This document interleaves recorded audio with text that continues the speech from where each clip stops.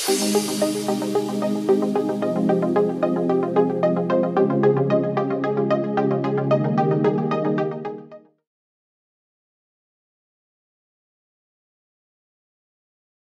going to speak about, looks very technical, ITS infrastructure audit. It make a bit interesting, become less of an audit kind of a discussion and more of a discussion which relates to what we do day in and day out.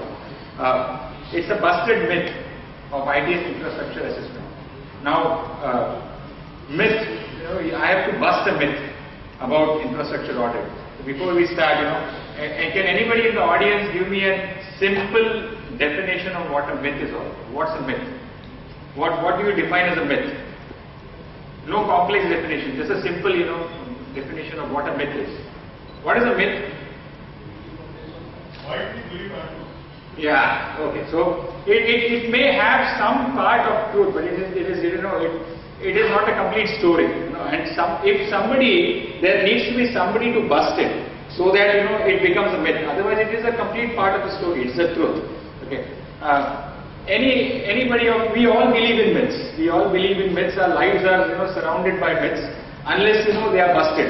So we all believe in myths. How do I? This is okay.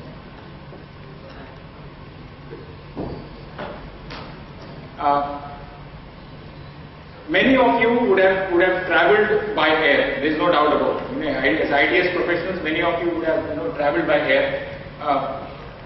When the flight just moves from the parking bay, it's about to take off. What's the first thing that we are obliged to do, or the airline makes it mandatory for flyers to do? Any ideas? Wear the seat belts. Okay, after you wear the seat belts, what's the next thing? Switch off your mobile phones. Okay, great. So why do you switch off your mobile phones? Why is it required? It's a myth. Okay, but why do you still do it? Affect the safety of the aircraft.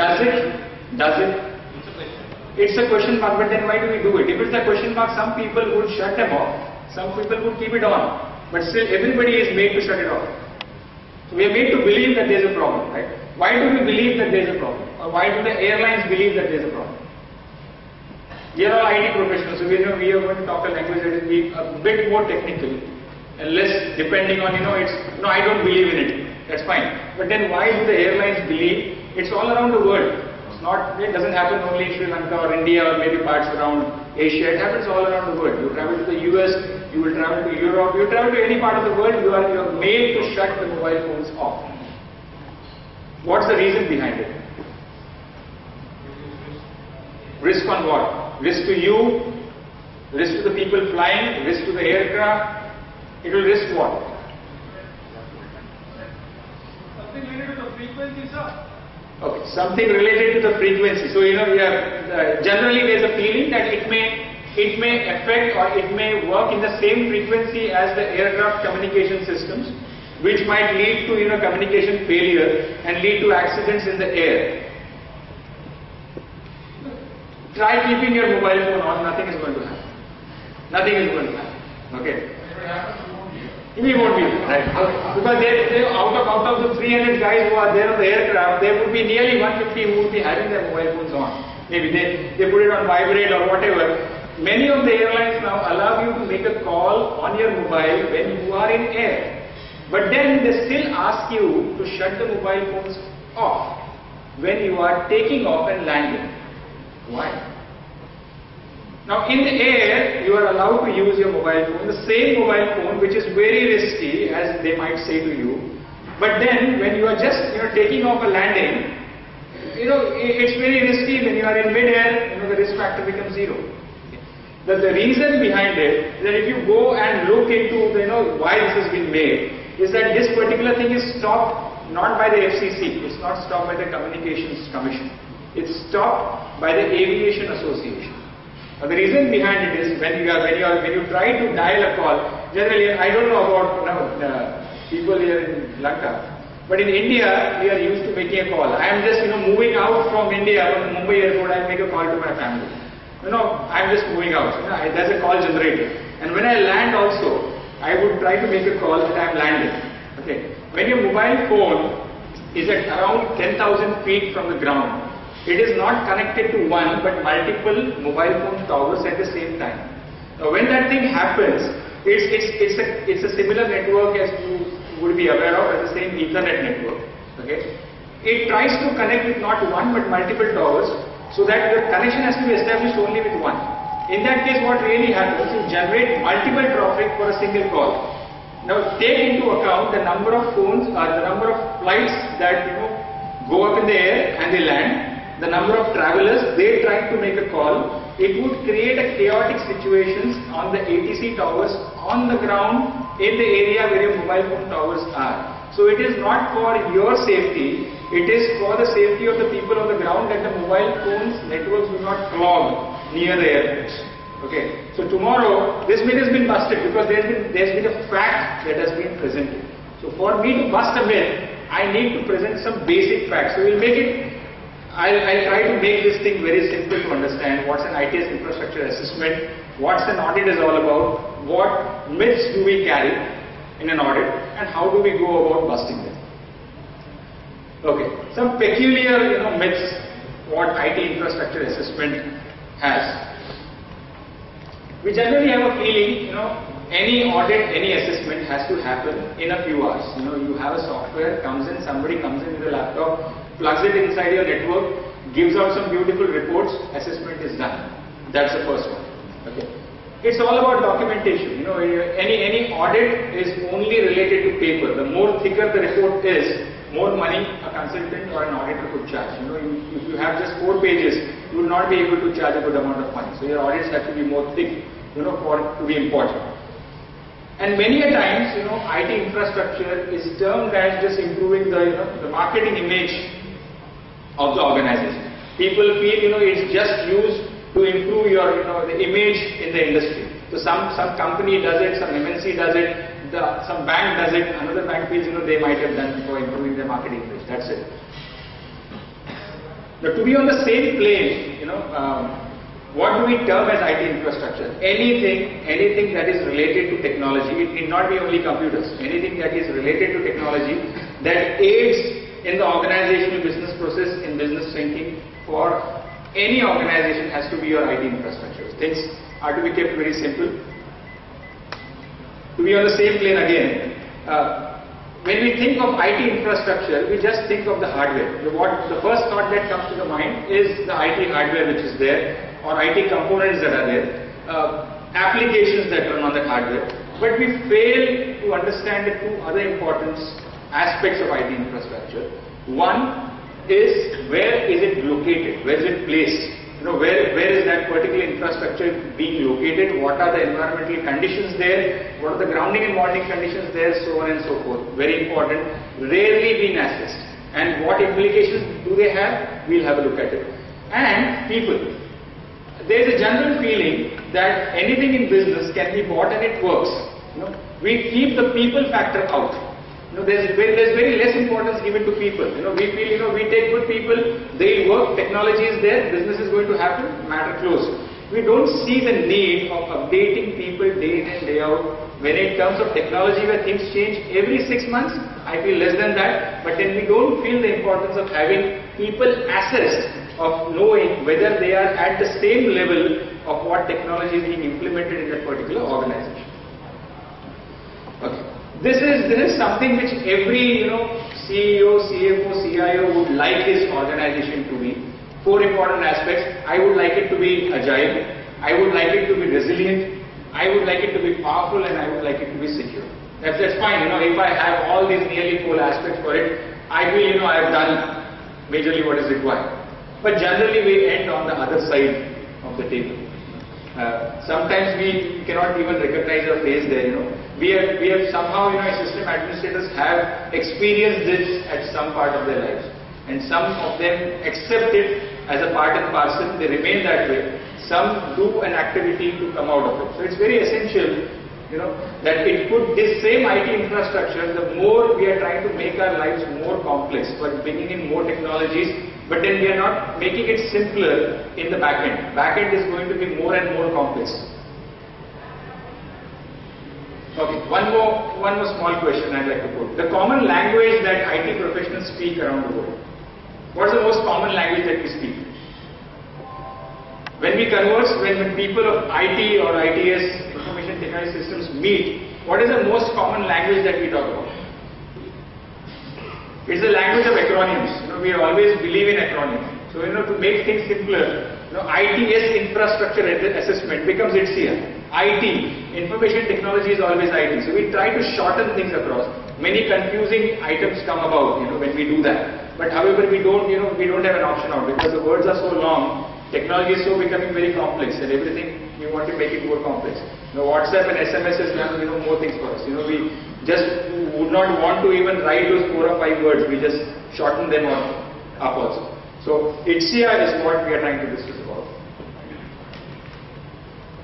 What is ITSIA? What is ITS infrastructure assessment? It's a simple checkup of the technology perspective that has been implemented, just to know how it is being implemented, what is the current status of the infrastructure in terms of its deliverables, and then try to see what are the possibilities of an existing upgrade rather than removing things and getting new things on board, which generally organizations would prefer because they would want less upgrades. Now, when do you suggest an ITS infrastructure assessment? Generally, it is suggested when you have some kind of a preventive checkup. You have an ITS infrastructure assessment which is done when organizations need to check where do they currently stand. What is the current state of ITS infrastructure? Where do they currently stand? It is also suggested when there is a performance bottleneck. We will discuss what specific examples that we have done. We have found out when organizations have a performance bottleneck and how it can be addressed. And when they have, obstacles related to when they have to scale up. When organizations have to scale up in terms of their passive infrastructure, they need to be sure where their infrastructure would support it, where they need to upgrade in terms of their applications, so on and so forth. Now, what are the roles of standards in ITS infrastructure assessment? Now, standards are something, when you speak of ITS infrastructure, it is just not the applications. You deal with hardware, you deal with the passive infrastructure, you deal with networks, you deal with WAN communication. Every particular part of technology has a set of standards. So standards really guide you in what is essential to be done, what is minimally required. So it is always necessary that you guide yourself with standards when you are doing an assessment. Now, this is something which I could fit into that screen. There are many others, and I don't mean that every ITS infrastructure assessment standard need to refer to all these. What this tries to say is that you can see standards which are onto structured communication cabling, into telecom administration, telecommunication grounding and bonding, pathways and spaces. It relates to data centers, it relates to residential cabling, it relates to outside plant, relates to information security, it relates to Ethernet. So there are a number of standards which need to be referred when you are doing an assessment. Depends on what is the scope of the ITS assessment, depends on what you actually need to do. However, generally people take standards, as the last rule, as the rule of God. They say, this is what is required, you cannot go out of it. That's not the case. Peculiar example is, when we deal with consultants who put specs onto ITS infrastructure, specifically for banks or major infrastructure buildings, they say electrical cables cannot run along with data communication cables. I think this should be a common, many integrators would have experienced that. There's a note that is written that, UTP cables should not be laid with electrical cables. Now that's nowhere specified in the standard.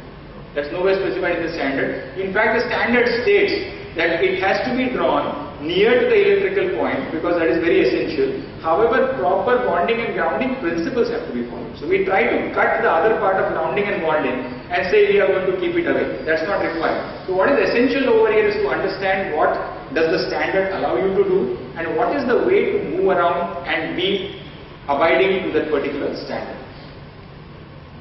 Okay, we come back to the areas that we discussed and we just do a basic of what these areas are.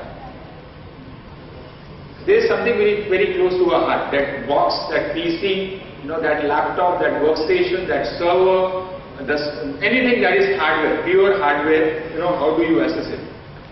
Number of areas, depends on the scope of how assessment could be done. Computers, its applications, specialized hardware, portables, and some analysis specific to hardware infrastructure assessment would be, having a hardware utilization analysis. Let me give you some examples on this. Organizations generally have a tendency of scrapping hardware which is more than 3 to 5 years old. They say, it doesn't really, it is not there, it doesn't support the new applications. If you do a proper analysis of the hardware which is there in general organizations where we have also assessed, you will see that the existing hardware is at this moment of time is underutilized. It's not utilized. What is necessary to understand, what is that specific part of that particular hardware that needs to be upgraded. What we do is we completely remove the machine and bring in a new machine. It's not necessary that the processor would be a problem, whether the physical memory is a problem, whether the virtual memory is a problem, nobody understands. The machine is slow, scrap it off, bring in a new machine. That's what we understand. We should come out of that particular way and try to assess or analyze the hardware, which is very essential. Environmental conditions analysis. Which is the best, suitable temperature for a server to work in? Any ideas in the group? A server to work, what is the ideal temperature that servers need to be so that they work efficiently? 23. Okay. Number of data centers that we have assessed work in 18 to 22. They don't work on 23. Okay. They work in 18 to 22. Majority of the time you freeze, for the server to be frozen. There's no point, when you do all these kinds of assessment, we say data centers, HVAC systems use 70% energy requirements are used for HVACs. But to cool whom? The servers or the people in the server? That's essential to be understood. And when you make them work in 18 to 22, you are underutilizing them. Their processor speeds are underclocked because they are not working at their optimum temperatures. So these kinds of analysis are required when you do an assessment. Configuration analysis. A recent example, when we did an assessment for a publishing house. A publishing house has, i3s with 8 GB of RAM, and absolutely good publishing machines, and there are continuous issues of, users or the development guys who are working on those Adobe platforms saying that these workstations are dead slow, we need to upgrade. A decision was taken to upgrade these workstations, but then the management thought, let's do an assessment. An assessment was done. What was found was there was no problem in the application, there was no problem in the hardware. What was required is that the virtual memory was not being upgraded. The virtual memory was kept the same as the physical memory, where the application requires it to be 3 times of that of the physical memory. Once that was done, the whole upgrade was no longer required because the processors, in fact, when the machine was going slow, the processor was being used only 7% of its capacity. So what needs to be understood is that have we analyzed it, what is the configurational requirement of that particular machine? Very rarely we do so. We feel whenever we load an application, it has to work by itself. That's how it needs to be done. It rarely does. Backup system analysis. It's a general perception. Have you experienced, challenges in your network where it becomes slow for a particular moment of time in the day? Your networks go slow for a particular moment of time in the day. Maybe 2 hours after lunch, 2 hours when you're about to close, 2 hours when it's the start of the day. The machines get dead slow. They log in slowly. You connect to the domain slowly. You're not able to send mails. They just block for some amount of time. These experiences are because there is some backup system running at the back end, okay, which affects your network because it is not on a separate VLAN as your network system. So that needs to be analyzed. Otherwise, decisions are generally taken to scrap the whole thing up and bringing up new set of hardware. That rarely needs to be done. Okay. Data and network, something which is very close to our hearts. The physical infrastructure, that is the cables that run the networks. You have the local area networks, the switches, the routers, and then you have your WAN infrastructure, which needs to be assessed, which need to be seen. There are a number of bottlenecks that needs to be assessed down the line. A peculiar check cycle, how you should be doing it, just for the reference, how data flows or what are those areas where assessments are required to be done. and some points where this data and networks need to be audited. Most important point at the top is the physical layer design review. Very rarely, people test the cabling. It is done very rare. Clients do it very rarely because they feel once it is done, once they are on the network, they are guaranteed of that speed. If you have a category 6 network, you are guaranteed to have a gigabit network on board. It's not necessary. It's not necessary. So it's very essential to check or review your physical infrastructure, not in the first year, but yet years go down the line as anything ages, your physical infrastructure too ages. So it's very essential that you assess what is the status of your infrastructure, whether it is supporting that particular application standard at the moment or no. Network utilization, number of bottlenecks, at the switching level, at the routing level, at the network interface card level, assessment needs to be done. Plugins have to be put in place to find out what is the particular utilization that is happening, and your network responsiveness and availability. So these small concepts, because generally when we look at assessment, it's a long part to be told. It's very difficult to put it in a capsule of 30 minutes. But still, these are major facts that need to be checked when you are doing an ITS assessment. Now the most important part is facilities and services. Very rarely, I feel it's very rare. It's very rare that we assess the fire stopping requirements where our infrastructure is. Okay, we have seen that rooms are fire stopped and they have a glass door. What does it make up? You have a fire stop room and then you have put a glass door. Where is the fire stopping involved? There is no meaning there. So fire stopping assessment is very essential, not for the safety of your equipment, for the safety of your personal outside work. So generally people feel fire stopping is for the safety of the equipment. No, it's not. It's going to burn anyway. But what we need to check is when it's burning, it gives ample amount of time for people outside in the office to move out so that there is less implication on human safety. Bonding and grounding, bonding your telecommunication racks, bonding your telecommunication equipment, which is rarely done. We take it for granted. You would have instances in your organization where the network just hangs. The switches just hang, and what does the system integrator do is he switches them off and then he puts them on again and everything is perfectly fine. Now why does it happen? Is that they are not bonded properly to ground. It's very simple as that. So if you bond them properly to ground, it serves a part of your story, but who is going to do that? The better way is to switch it off and switch it on again. That's a good part of it. Okay. So bonding and grounding plays a major role in terms of equipment security, which is rarely done. Pathways, your pathways need to be bonded to ground, they need to be checked, you need to be documented, need to be assessed. And then your telecom spaces, your server areas, your communication room areas have to have a peculiar kind of lux levels, electricity requirements, bonding requirements, raceway requirements.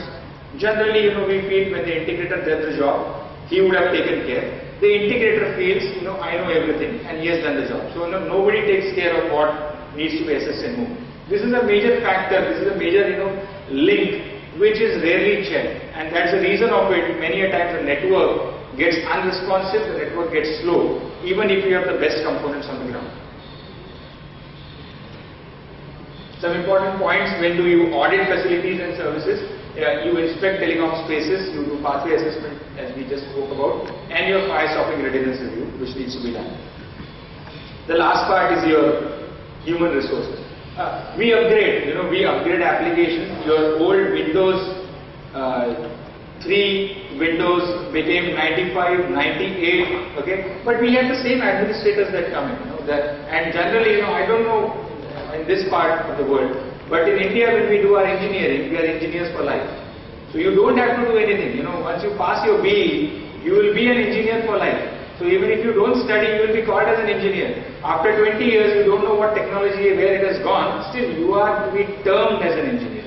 So employees or people who handle these kinds of technological items, how efficient or how able they are to understand the implication in terms of responsiveness, in terms of security, in terms of scalability, rarely has been asked. So we just feel, IT is IT. So, you give anything to IT, and they have to make it work. That's how IT works. It doesn't. It doesn't. People have to be brought to that level of understanding, level of education that needs to be assessed. So are they certified? Do they know what is existing? Do they know the levels of documentation that needs to be kept? Whenever a site is handed over, it is completely compliant with all the documentation. Go and try to meet the site or the system administrator after 10 years down the line. You would see him in the same picture as I showed you, which was the third slide. That really happens. There are a lot of changes that happen, no documentation that is done, technology is there, amount has been spent, but we don't spend amount of time and money on the people and educating them to the right technology. That's very essential.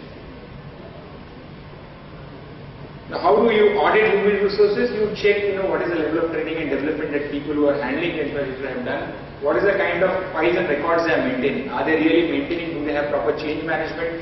Do they have proper documentation of the changes that they are making in terms of physical, in terms of network infrastructure? Is it maintained by the organization? If yes, how are they maintaining it? How are they updating it? Is there an incident call management in place? How is it being managed? So on and so forth. And then, are they implementing the ITS policies and procedures? Many times you see a booklet, you have a business continuity plan in place, you have a DRP in place. We have done audits for major insurance houses, and when we ask them where is your BCP, they say the BCP is in the place where the IT manager resides. Where is the IT manager? He may have gone out on a holiday for 7 days, so nobody knows where the BCP is. It is in his lock and key, so that it remains in lock and key. In case there is a business continuity required, nobody knows where the BCP plan is. That's very essential to be known. Communication has to be done. So we revisit the myths that we were talking about. Okay. The first one was, it just happens in a few hours. It's very easy. You just come with the application, load it in, it's going to run. The next was, everything is just documentation. It's pure documentation. The more thicker your book is, you make it a textbook, it's going to be, you will be referred as somebody who is really good in doing this. And the third is, people feel that, these kinds of assessments or audits are done only to improve your organization image, nothing else. They don't serve any business purpose. So let us visit the first one. We don't feel if you work in few hours, it never. Because if you look at the 4 components of IT's infrastructure, trying to assess them with the different levels of what they need to be assessed. It's a Goliath job, to do something in few hours and get a report out. It's not going to happen. Some assessments that we did, and we took a small sample for a client, which had only an SME IT's assessment of 120 workstations. That's it. And with the 4 core areas, it took 8 man days. For doing a basic assessment of his infrastructure area. So even if you take different domain area experts, they're working together on all the 4 areas, still they would require at least 1 to 2 man days to complete this kind of assessment. So it cannot happen in 2 hours. So somebody, giving you an IT assessment report in a matter of hours does not serve the purpose. It will just be a vulnerability scan report, and then you are happy about it. What is the vulnerability in your network, and you are so-called happy that you have done an IT assessment. That never happens. Documentation, there are no peculiar examples, but this is something which I found out. A beautiful writer, Mr. Naipaul, he is a writer. Documentation will give you all the information. There's no doubt about it. But if that information is not usable for your organizational use, it is just crap. It doesn't serve any purpose. So when ITS assessment is just documentation, it is not an assessment. It is just a report. If it has to be an assessment, it has to analyze, it has to give you ways how are you going to come out of it, and then it has to give you the key deliverables of how you are going to address this and make your networks much more faster and better. Third, we do it for our organizational image. I don't think it's not really. Let me give you an example.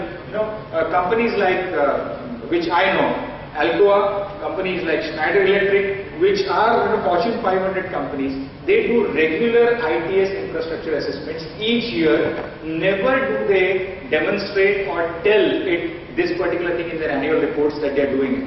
So if they had to improve their organizational image, they would have posted of it in their annual general body meetings that we get this done. No, they do it only to understand and check where do they stand at the moment. That is what they want. So companies are not doing it for improving their organizational image. That is an add-on that they have. But that's not the only thing that companies are really doing. Now, what's the reality? Reality, the discussion that we have done, ITS assessment is more of the verification on the site. You cannot be on a third site, do a scan and you come out with an assessment. It will never happen. It's an assessment, a verification on site, because it involves talking to people, it involves looking at the processes that the organization is, it involves seeing the components and the equipments that are in place, getting assessment reports from the organization, from the infrastructure, and understanding whether the organization is following the procedural policies. So it requires some time, it requires authentication, it requires collecting, analyzing that information. So it's a culmination of different kinds of things that needs to be taken across, so that the organization gets some valuable data so that they can move ahead in business. Key takeaways, I feel, you have to make infrastructure assessments on any audit to work for the organization. It should not remain only as paper. If it remains as paper, it never works. It remains only on paper. So you will have to make ITS infrastructure assessments work for the organization, and for that you need people who give you that kind of information, that kind of experience, so that assessments work for the betterment of business, and so that business understands how do we need to put in the right perspective. Thank you so much for your patient hearing, and I feel I would have been, this particular subject would have made some thinking in your minds. That is what we wanted to achieve in this presentation. Thank you.